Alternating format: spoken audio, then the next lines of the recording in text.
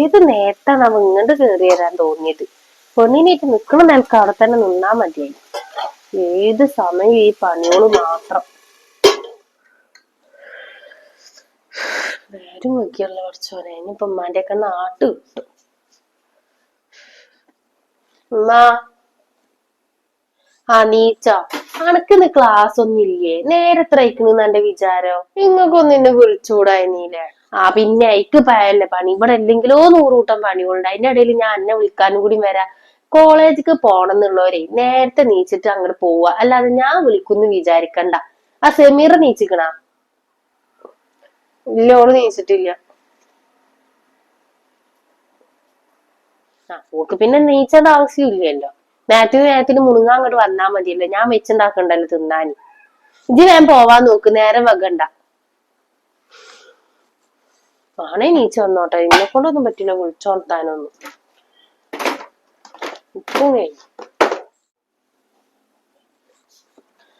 നീച്ച് വന്ന കൊച്ചു തമ്പുരാട്ടി മൂട്ടില് വെയിലടിക്കണ വരെ കിടന്നുറങ്ങിക്കോളുണ്ട് കേട്ടോ.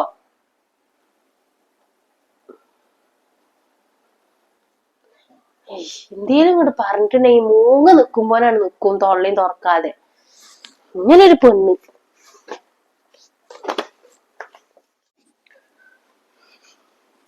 ഉമ്മ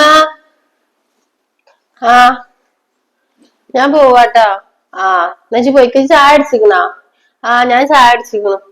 എന്നാ നോക്കി പോണട്ടാ. ആ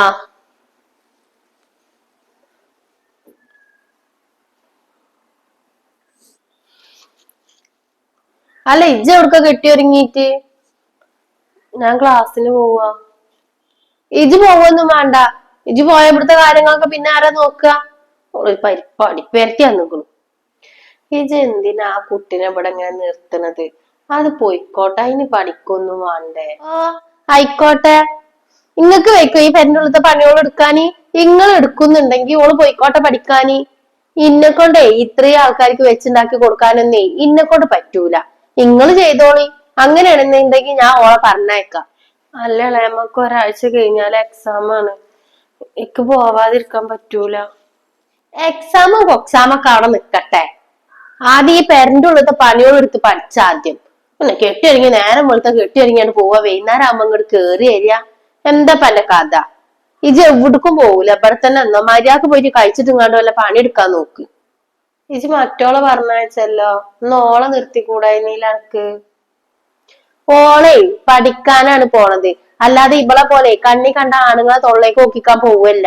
ഇന്റെ കുട്ടി പഠിച്ചിട്ട് ഒരു ജോലി ആവാൻ വേണ്ടിട്ട് പോവാണ്. ഇവളെന്തിനാ പോണത്? ആൾക്കാര് അതൊന്നും പറഞ്ഞ് കേട്ടാ മതി. എന്ത് പറഞ്ഞ്? ഓരോരുത്തര് പറയുന്നുണ്ട്. അപ്പൊ ആരാ പറഞ്ഞത് ഇപ്പൊ നിങ്ങളോട് പറയണമെന്നുണ്ടോ? പിന്നെ നിങ്ങൾ ഇതിൽ ഇടപെടാൻ നിക്കണ്ട കേട്ടോ. ഞാൻ പറഞ്ഞുതരാം. ഇതിപ്പോ ഒരു തുണി കുപ്പായം കഴിച്ചിട്ട് ഇങ്ങോട്ട് വാടി.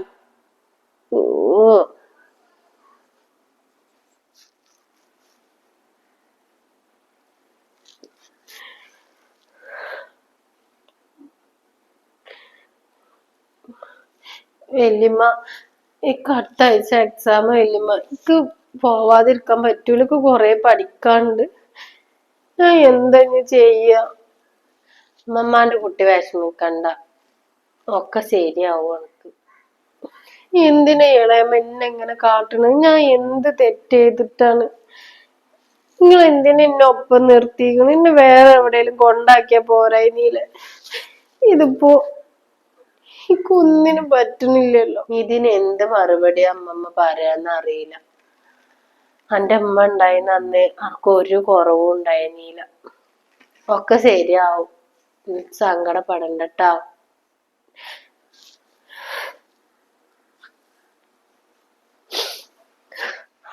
എന്റെ കുട്ടി കൊറേ ഇടങ്ങേറാവുന്നുണ്ട്.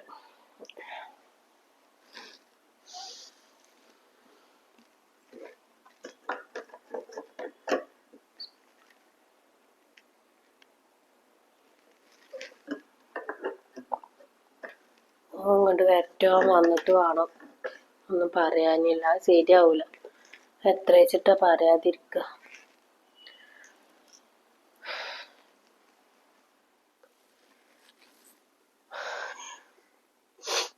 എന്റെ ഉമ്മ ഇല്ലാത്തോണ്ടല്ലേ ഇവര് എന്നെ ഇങ്ങനൊക്കെ കാട്ടുന്നത്. ഉമ്മക്ക് പോകുമ്പോ ഇനിയും കൂടി കൊണ്ടുപോയി കൂടെ ഇനിയില്ല കാണെങ്കി പരീക്ഷയാണ്. എന്താ ഇനി കാട്ടൊരു പൂത്ത് എഴുതാനുള്ളൂ, കുറച്ച് എഴുതാം.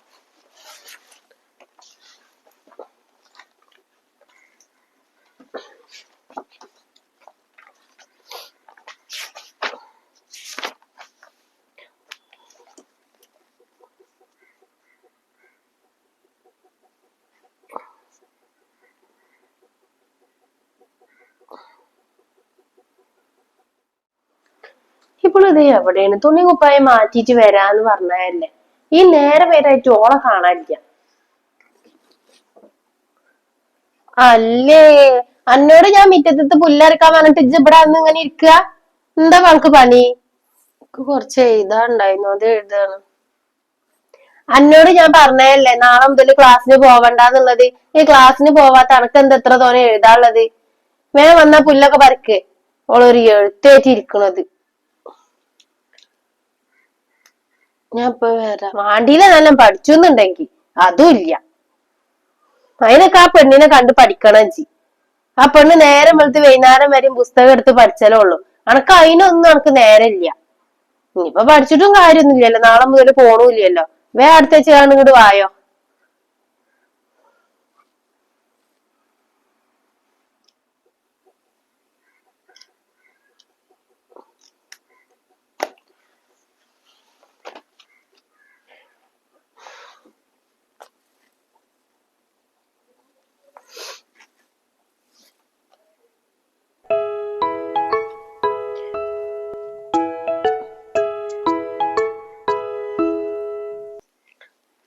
ഹലോ,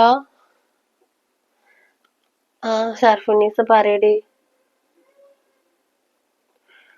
ഞാൻ ഇന്ന് ലീവാടി. ഇക്ക് കുഴപ്പമൊന്നുമില്ല. അത് വല്യമ്മക്ക് തീരെ സുഖമില്ല, അതാ ലീവായത്. നാളെ ഞാൻ നോക്കട്ടെ, പറ്റുകയാണെങ്കിൽ ഞാൻ വരണ്ട്.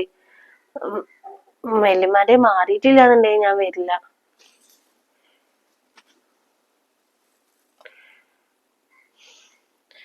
ഞാൻ അനുസരിച്ച് നിക്കല്ല, അതെന്താടി ചെയ്യാ. എന്റെ അവസ്ഥ ഇപ്പൊ അങ്ങനെ ആയില്ലേ. അണക്ക് നന്നാൽ എന്റെ അമ്മയും വാപ്പൊക്കെ എരുത്തുണ്ട്, അതുകൊണ്ട് ഒന്നും അറിയണ്ട. ഇതിന്റെ ഇപ്പൊ മാത്രല്ലല്ലോ ഉള്ളു എന്റെ അടുത്ത്. ഉമ്മാര് വാണടിയല്ലേനു. ഉമ്മാരില്ലെങ്കി ഒക്കെ പോയി.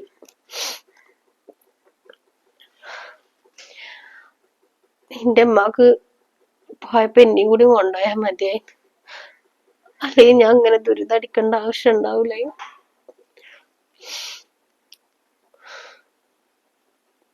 എവിടുന്ന് ശരിയാവണടി? എങ്ങനെ ശരിയാവണു?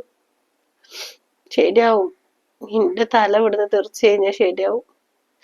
പാവാടി എന്റെ ഉപ്പ കൊറേ അനുഭവിക്കുന്നുണ്ട്. ഒന്നും മുഖത്ത് കാണിക്കണില്ല എന്ന് മാത്രമേ ഉള്ളൂ സങ്കടങ്ങളൊന്നും. പക്ഷെ എനിക്കറിയാം എന്റെ ഉപ്പാന്റെ ഉള്ളു. എന്റെ ഉപ്പാക്കൊന്നും തന്നെ വാണ്ടീന്നില്ലാന്നായി തുടങ്ങിയിട്ടുണ്ടാവും. അതിനെ പറഞ്ഞിട്ടും കാര്യമില്ലല്ലോ, എത്ര വെച്ചിട്ടാ. എന്നാലും എന്നെ പറയാനൊന്നും സമ്മതിക്കൂല.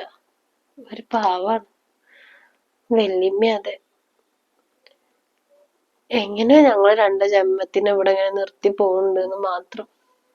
എന്റെ ഉപ്പാക്കും കൂടി എന്തേലും പറ്റി കഴിഞ്ഞാ പിന്നെ ഞങ്ങൾക്ക് ആരും ഇല്ലാതാവും. ഞാൻ നോക്കട്ടെ, പറ്റുകയാണെങ്കിൽ നാളെ വരണ്ട്. ഞാൻ പിന്നെ വിളിക്കണ്ട കേട്ടോ, കുറച്ച് പണികളുണ്ട് ഇവിടെ. ശരി എന്നാ.